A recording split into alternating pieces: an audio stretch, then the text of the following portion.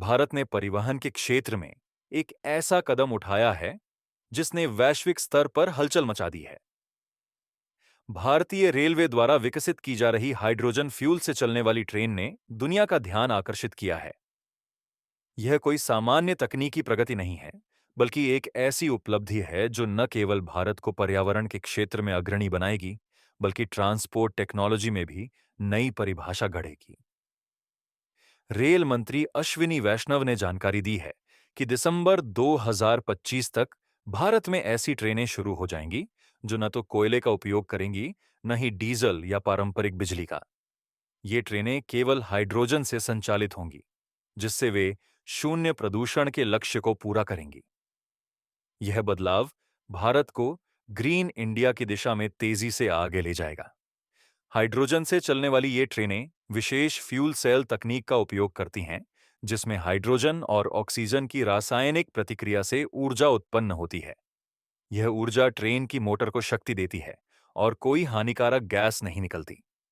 उत्सर्जन के रूप में केवल जल की बूंदें बचती हैं। यदि ट्रेन को अतिरिक्त शक्ति की जरूरत हो, तो एक बैटरी यूनिट उसे सपोर्ट करती है।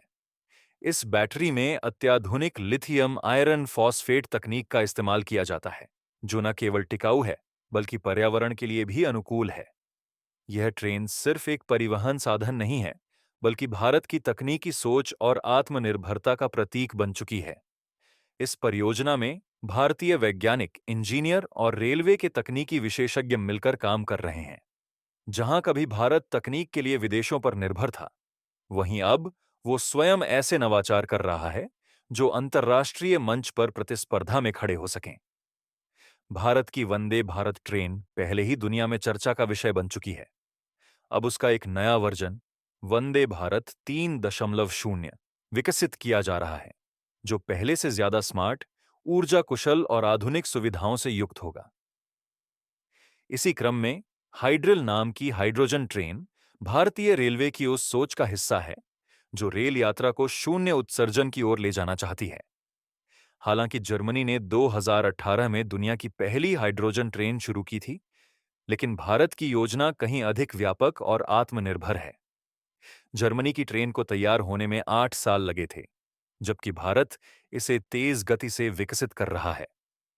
जर्मनी में यह ट्रेन फ्रांस की कंपनी अल्स्टॉम द्वारा बनाई गई थी, जबकि भारत की हाइड्रिल पूरी तरह मेक इन इंडिया पहल के अंतर्गत निर्मित की जा रही है।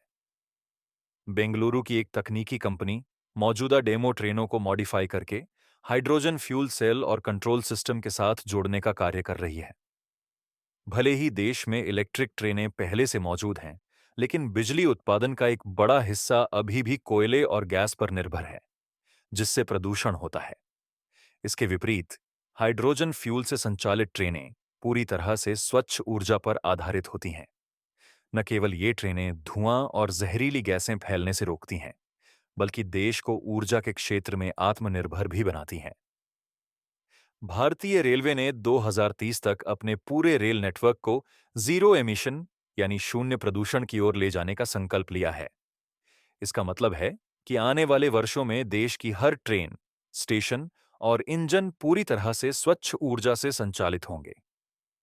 यह बदलाव न केवल पर्यावरण के लिए लाभदायक होगा, बल्कि ईंधन लागत को भी कम करेगा और तकनीकी आत्मनिर्भरता को बढ़ावा देगा। देश के सड़क परिवहन मंत्री नितिन गडकरी ने स्वयं पानी से चलने वाली कार को दिल्ली की सड़कों पर चलाकर इसका प्रदर्शन किया है, जिससे यह स्पष्ट हो गया कि हाइड्रोजन भविष्य की ऊर्जा है। अब केवल ट्रेन ही नहीं, आने वाले समय में बस, ट्रक और कारें भी हाइड्रोजन से चलेंगी। यह बदलाव भारत को पर्यावरण के क्षेत्र में वैश्विक नेतृत्व दिला सकता है। जब दुनिया जलवायु परिवर्तन, प्रदूषण और ऊर्जा संकट से जूझ रही है, भारत ने स्वच्छ तकनीक के जरिए न केवल समाधान प्रस्तुत किया है, बल्कि यह भी साबित किया है कि पर्यावरण की रक्षा और तकनीकी प्रगति साथ-साथ संभव है। भारत न केवल अपने देश के लिए, बल्कि पूरी दुनिया के लिए उदाहरण प्रस्तुत कर रहा है। हाइड्रोजन ट्रेन को हाइड्रिल नाम दिया गया है, यानी हाइड्रोजन से चलने वाली भारतीय रेल। यह केवल तकनीक नहीं, बल्कि भारत के हरियाली की हुंकार है। यह परियोजना दर्शाती है कि भारत सिर्फ तेजी से चलने वाली ट्रेनें नहीं बना रहा, बल्कि साफ सुथरा भविष्य भी सुनिश्चित कर रहा है। यह कदम भारत की प्रतिबद्धता को दर्शाता है, पर्यावरण, तकनीक और प्रगति को एक साथ लेकर चलने की। हाइड्रिल जैसी परियोजनाएं आने वाली पीढ़ियों के लिए न केवल गर्व का विषय बनेंगी, बल्कि यह भी दिखाएंगी कि भारत एक जिम्मेदार और अग्रणी राष्ट्र बन चुका है।